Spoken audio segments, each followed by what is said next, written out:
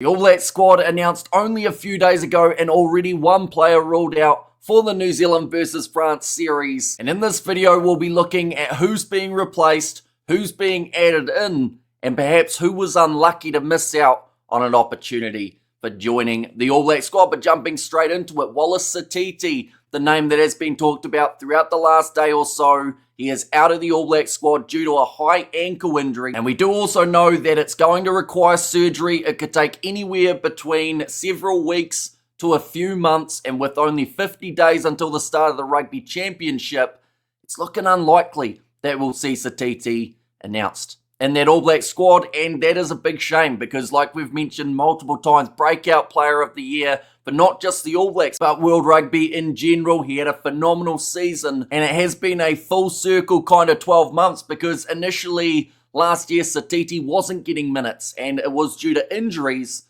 that actually gave him the chance in that All Blacks jersey, but he is out. So the man replacing Wallace Sititi, it is actually Christian Leo Willie, so he will join the official squad. He was initially just the cover for Luke Jacobson, who's dealing with concussion protocols after that Crusaders versus Chiefs final. So Leo Willie officially joins the All Blacks squad, and then as the injury cover for Luke Jacobson, we see Dalton Papali'i added in to the squad. Now, Papali'i, of course, has been in that All Blacks environment before. He did actually play the first match last year for the All Blacks up against the English. He was the starting 7 alongside Samapeni Finau at 6 and Ardie Savea in that number 8 jersey. And I do think now with the exclusion of Sititi, there are a lot of question marks around where exactly they consider Ardie Savea for this July international period. Now, initially when the squad was announced, we did see 5 members named, and they were Ardie Savea,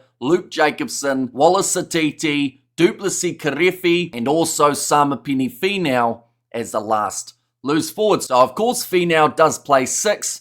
Karefi is predominantly a 7. You've got Wallace Sititi, who last year played a lot of 6 for the All Blacks, but he is more so a number 8. You've got Luke Jacobson, who can actually play all 3. He was actually playing quite a bit of 7 for the Chiefs, though, throughout this year, as Sititi was playing 8. But you've got that versatility of Jacobson, but not at the moment due to that head knock that he did sustain. And then you have got the question mark. Ardie Savea, he can play 7. He can play number 8. He's played number 8 for the All Blacks so many times. If you look through at his statistics based off position, it's actually 51% open side flanker, 46% number 8, and then 2% as blindside flanker. So he can play both, and he can play both very well.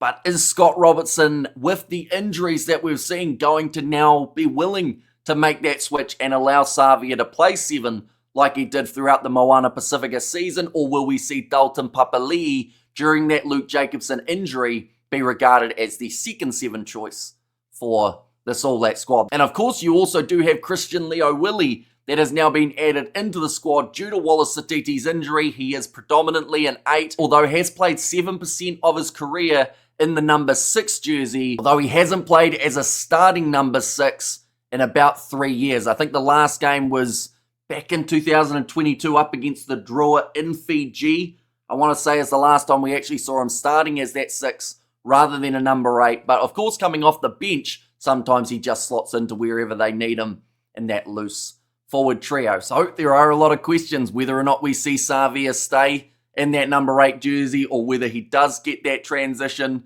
to the number 7. I think the most likely at the moment will be loose forward trio of Samapeni Finau at 6, either Karefi in the starting jersey or Papali'i for the first matchup like they did up against England last year, and then Savea at 8, or perhaps they even go a bit more bold and give Christian Leo Willie some starting minutes, although we've got to remember he wasn't named in the official All Blacks 33-man squad. He was only in his injury cover, which makes me think they may not have a short-term plan for him in the starting jersey, instead maybe getting some bench time just for now. But of course, there is a player that a lot of people felt would have filled the injury cover jersey quite nicely, and it's a man who's got a fair amount of experience in being injured.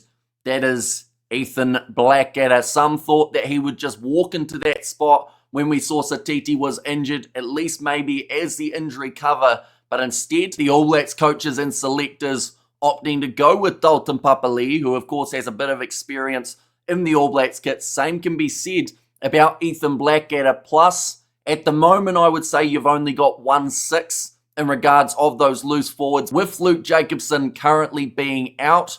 So someone like an Ethan Blackadder could have perhaps slotted in as a 6, could have been the guy who makes his way off the bench, and probably would have filled that role pretty nicely for the ABs. But I believe there is a little bit of reasoning behind it. And I don't think it's cynical. I don't think there's been any sort of argument between Scott Robertson and Blackadder. It definitely isn't based off most recent form, as we did see Ethan Blackadder have a very strong showing in the Super Rugby Pacific final. But I believe it comes down to what I mentioned right at the start when we were introducing Ethan Blackadder: injuries. Now, I don't think he's got one at the moment, but for the Rugby Championship, I do see Ethan Blackadder making his way back into this All Black squad.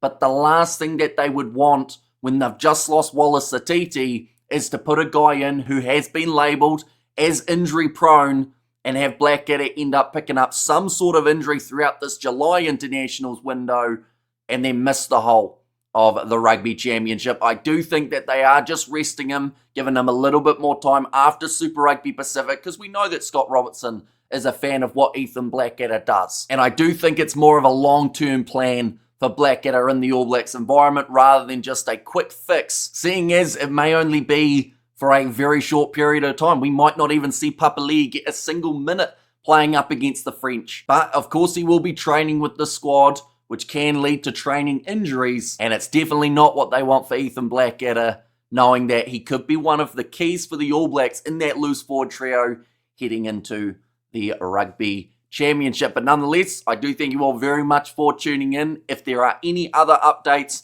for the injury side of things, we of course will let you know. I wanted to wait a little bit longer after this announcement of Wallace Sititi's injury just to see if there was any sort of information about why certain players were selected. So of course this has all been just a bit of speculation around Blackadder and whatnot, but I do think that it's the most likely that they are just saving him for a future date. But nonetheless, thank you very much for tuning in. Do let me know in the comments what your loose forward trio looks like now up against the French with Wallace Sititi out. If you did enjoy, be sure to leave a like and subscribe to the channel, and I will see you all for the next one.